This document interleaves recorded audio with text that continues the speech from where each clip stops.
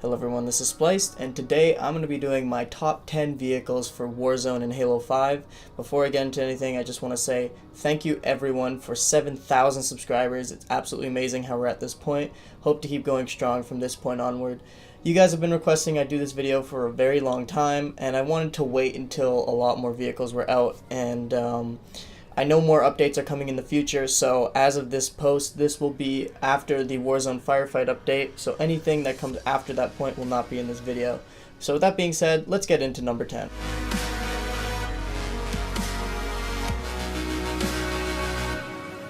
When it comes to these two tanks, it's really hard to say which one is better, and even though I did say I preferred the Hannibal Scorpion over the Oni Scorpion, that does not mean that I think that it is better than it at all. It just means I have a different playstyle, and these tanks are too similar in strength together that I did not want to put them apart or make one go above the other.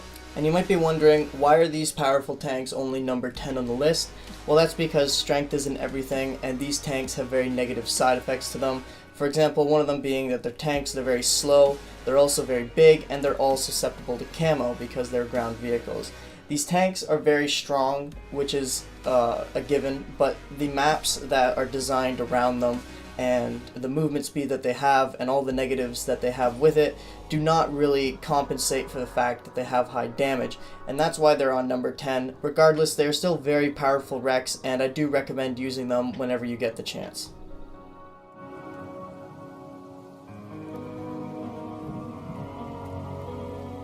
When the Hannibal Mantis came into the game, it was a huge step up from the Oni Mantis. It was the first time that the Mantis actually had purpose in Halo 5. As you guys may know, that the Mantises in Halo 5 were not really the greatest, but the Hannibal Mantis, when it came in, had showed some promise. It had some really powerful weapons to go with it, backing up the fact that its movement was pretty decent as well. Its rockets were really fast firing and also really good reload speed. Its Gauss turret was pretty powerful as well. You can shoot it at a far distance, so you can keep a good range with the Mantis is what it really needed, and this vehicle definitely thrived on that. But again, it is a ground vehicle, and that's why it's number 9 on the list, because it can still be susceptible to camo. It's a big target, can be taken down by lasers pretty easily, and can be EMP'd very easily as well. Nonetheless, it's still a very, very powerful vehicle. At 7 wrecks, I highly recommend this vehicle.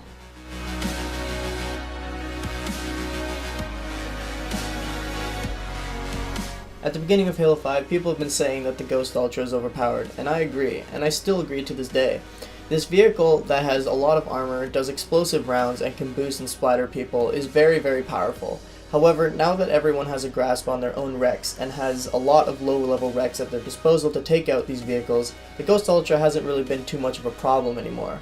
However, it's still one of the most powerful early game wrecks, and I recommend it. The only reason it is number 8 on this list is because of the fact that it is an early game wreck, and with that it has a lot of bodily exposure. You can take it down very easily with snipers and anything else in the mid to late game, but as the early game progression, this vehicle is definitely one of the most powerful.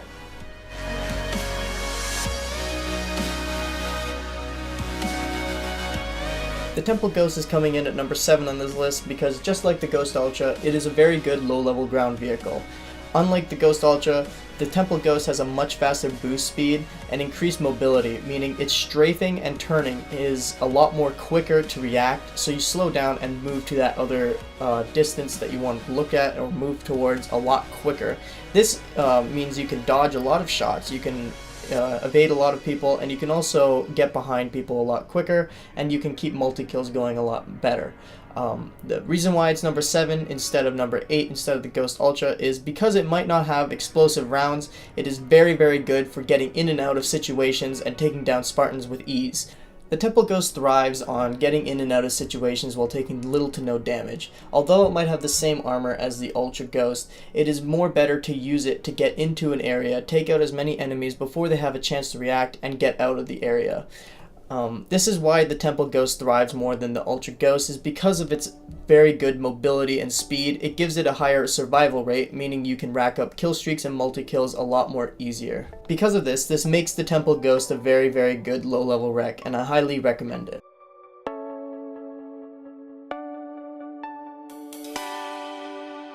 The Phaeton in the beginning was definitely one of the lesser favored vehicles by many due to the fact that it had very weak armor for its cost, but now that thanks to the Wheelman perk, I can safely say that this is one of the better vehicles in the game, mainly to the fact that it can take a lot of hits and also deal a lot of damage.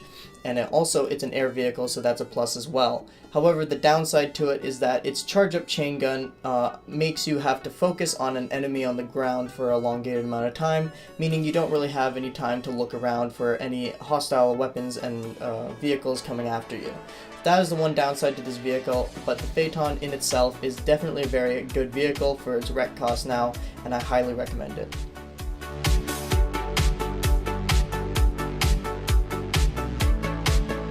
The Wasp is one of the most controversial vehicles in this game because of the fact that when it was released, people have been saying on both sides of the argument that it is too weak or it is too strong.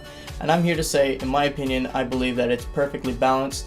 The reason why people think it's too strong is because of the fact that it can fly, which I do agree a 3-rec early game flying vehicle is extremely powerful. It is very good for pushing bases and getting those objectives in the very beginning. And people have been saying that it's very weak because of the fact that you need a long focused amount of time with the chain gun to take down enemies. However, the way this vehicle is meant to be played is not to do so much damage to the enemies and get kills, more so to push those objectives and get those bases captured while pushing the enemy back. However, if you're more of a skilled player with precision shots, you are able to take the enemy down with the direct hits of the rockets, because that is your main source of damage. The chain gun is more so to finish off enemies, not really to initiate the fight.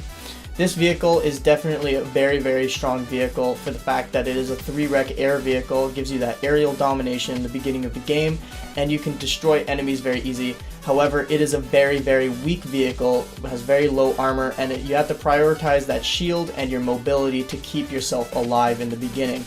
If more than one person is focusing you, you can guarantee that your HP is going to drop very significantly and you will die. Even so, with that said, this vehicle is very powerful and I highly, highly recommend it.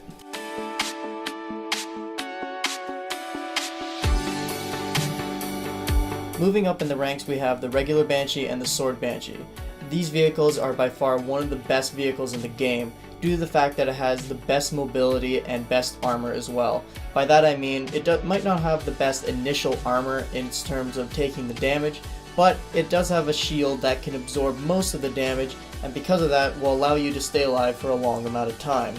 The Banshee has always been a shining vehicle within the Halo games, and Halo 5 is no different. In fact, it is even advanced even more in Halo 5 now, the fact that it has a shield, the boosts, the barrel rolls, and the backflips are all enhanced, and it can give this vehicle a huge advantage on the field if used right.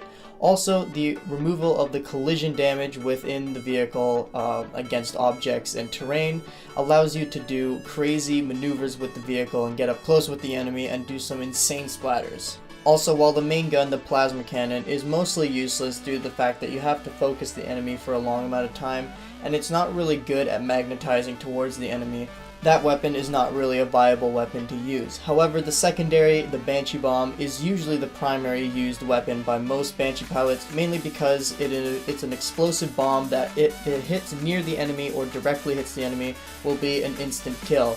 This, used in conjunction with the barrel rolls, backflips, and boost, can allow you to get some serious kills if done right. Also, the Banshee is very good at taking down enemy AI bosses. However, even though it might not have that high of damage in the mid-tier game, it still has very, very good support damage and can do very good damage to any boss generally. The Banshee and Sword Banshee is by far one of the best vehicles in the game, and although it's only ranked 4 on my top 10, it definitely is one of my favorite vehicles and is definitely worth the 6-rec investment.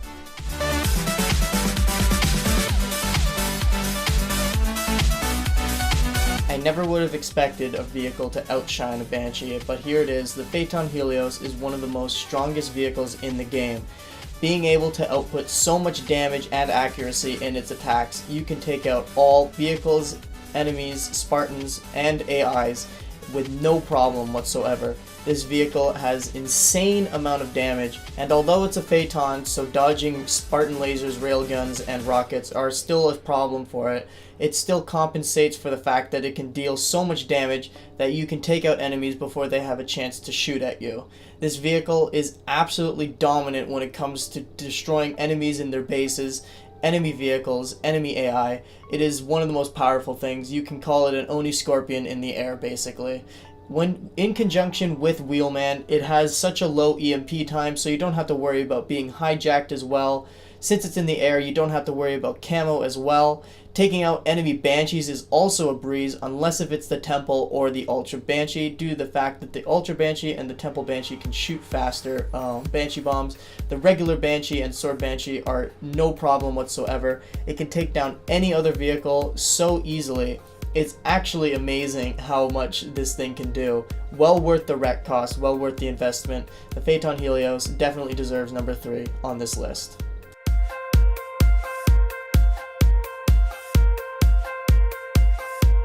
The almighty Banshee Ultra comes in at number 2 on this spot because it is one of the most powerful vehicles in the game, if not the most powerful vehicle in the game. It has extremely high consistent damage, can take down any type of vehicle, AI, or Spartan with ease. The Banshee Ultra's Banshee Bomb has an extremely high reload speed. On top of that, it has a consistent burst explosive that can destroy anything in its path. It destroys all the vehicles extremely easily, including the high armored Oni Scorpion and Handable Scorpion. Because of the high mobility feats such as the backflip, barrel roll, and boost as well to compensate for its high damage, this vehicle absolutely outmaneuvers everything in the game and just completely powerhouses through everything. The Banshee Ultra already had high armor enough as it is, but with the Wheelman update has given this vehicle an extreme edge in protection, mobility, survivability, and damage. It has given it an insane amount of EMP resistance since of the Wheelman, and it can take a lot of hits and stay alive very easily. It can take on a whole enemy team and come out unscathed most of the time, since it has a shield as well because it's a Banshee. The Banshee Ultra is definitely one of the most destructive vehicles in the game and has earned number 2 on this list. However, despite all of its positive perks that it has, there is still one more vehicle that is beyond the Banshee Ultra.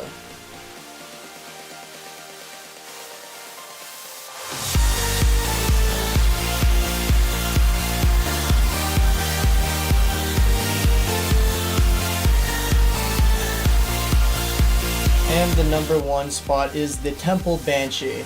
That's right, this vehicle, in my opinion, is just better than the Banshee Ultra. It surpasses in its mobility and survivability, and if you know me, then you know that damage isn't everything in this game. If you can stay alive, you can do the damage over time.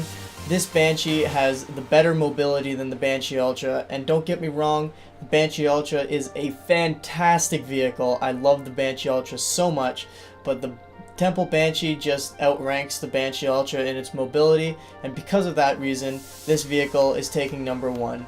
This vehicle has dominated so much for me when I first got it, and it's just definitely the Banshee for me. It's the vehicle I've been looking for a little while now. Since the Banshee Ultra came out, I've always wanted a little bit more. I know I sound a bit greedy, but this vehicle just feels so perfect for me. It is my dream vehicle. The Temple Banshee, in my opinion, is the best vehicle in the game. I love this vehicle so much. It has done so much for me since its release, and had it have been here since the beginning of the game, I'm sure I would have been able to get some serious achievements with it. But nonetheless, it is very, very good. And even though the Banshee Ultra does insane amount of damage and is still one of the most viable vehicles in the game, the Temple Banshee just outranks it in every other way I can look at it. And because of that, the Temple Banshee is my number 1 vehicle. So that is it for my top 10 list. I know everyone has a different opinion on different vehicles, but this was just my top 10 vehicle list. I've used all of these vehicles multiple amount of times, and I wanted to give a fair review on all of them. Thank you guys so much for 7,000 subscribers once again, and I will see you all in the next video.